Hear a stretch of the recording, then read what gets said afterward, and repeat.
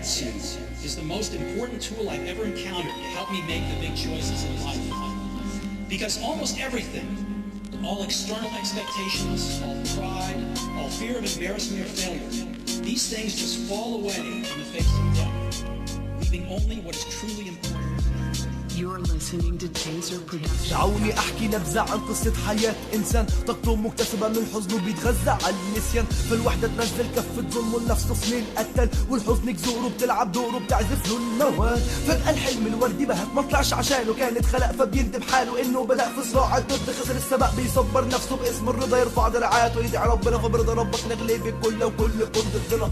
عدم وجود انسان مقرب من اكبر عوامل ضياع الحلم وسط الحمل غير صعوبته قابل. وقعد حزنك جاي يساعدك، مش عاوز منه مساعدة، مش يمكن سبب ساعدك. فين ساعدي مشي خلاص وسابني بعد ما الخوف من بكرة عفش جوايا وقتلني. ليه لو كان عالضخ وسط الحاجات دخت السبع وخد رحلة بحث عزات اتجاوبت بالسكات. وفي ليل من غير معالم جسمي الاسير يسافر قطر بديع مهاجر لوطن فيه بيعافر قلبي وحكاية وعرض دراما حزينة عنف رحم بيطلع بالضفر. سمعت انا اللي شفت ورغم ان في دوت الحنين ودخت بكلمين غلبت سكت بس قلت مش هرضى بقليلي، مش هعيش سجيني بكت في موا وليه ما لقيتش اللي يواسيني. فرحت احضر في سبيل الخدمة اتكلم نفسي واتمهدها اتحرك ايدي وتكتب جملة مش انا اللي كاتب. احاول ان اقراها اشوف حاجات بكرهها احاول ان انساها الاقيني بكررها. فافهم اني في حاجة مش فاهمها، دي حاجة مش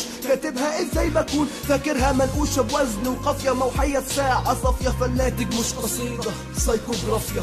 دعوني احكي نبذة عن قصة حياة انسان طاقته مكتسبة من حزنه على هذا المنوال. فاليأس بيرفع كفة حبه لنفسه بالمكيال، والهم بدوره يسقي جذوره يطرح منه الكلام. لا مش لاقي فين الورق طال غياب وبكى على الملأ فبيحكم ظلم على اللي اتسرق. مش اول مرة فما فيش قلق لو يبني دور يقلع جذور من غيرها البيت هيبقى بور. فيبني دور من غير جذور ويبقى قايل للسقوط. خير اللهم اجعله خير يا ما حزن ودمع صاحب خير. فبجري مني مش بلاقيني ادخل في وسط الزحمة الهين اعمل كأني مستنين اضحك واناديني من بنك حزني افترض صراخ اخاط مش بعترض. لكن لو جيت للحق انا قلت لا مش يمكن نفترض ملقاش تهم تتلفق خد حزني واتدفى. ما اللي يعرف ورا الابواب لا يمكن يوم يفتحها. حط باواني الزهر صاروخ سماع الصخر اعترف بكل صدق مش مكسور بفخر. كتبت بدمي بحر لاجلي فيه اعوم ما لقيتش حاجة صح ما لقيتش غير ذنوب. كان ذنب الاب ولا الام ولا ذنب الاتنين ولا ذنب الحبيب اللي سهر عينيا في ليل. فذكاري وابتكاري افرح فيه بقراري مهما انظرني فرح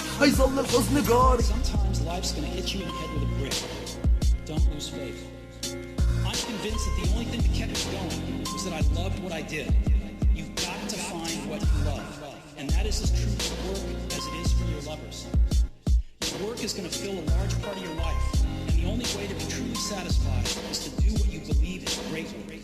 And the only way to do great work is to love what you do. If you haven't found it yet, keep looking and don't settle. As with all matters of the heart, you'll know when you find it. And like any great relationship, it just gets better and better as the years roll on. So keep looking, don't settle.